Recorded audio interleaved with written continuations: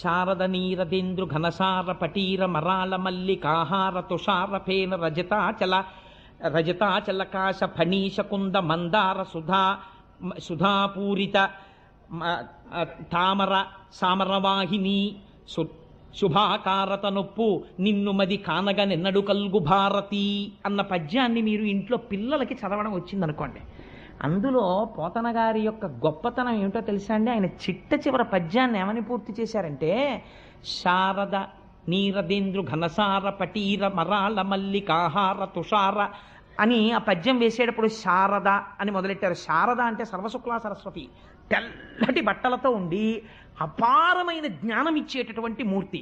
11 మహామంత్రాల ధ్యాన శ్లోకాల్లో మాటలు ఈ పద్యంలోకి వచ్చేస్తాయి. పిల్లలకి తప్పు లేకుండా చదవడం కానీ ఆ పద్యం ఒక్కటి అలవాటు అయిందనుకోండి, అక్షరాభ్యాసం చేసిన తర్వాత కూర్చోపెట్టి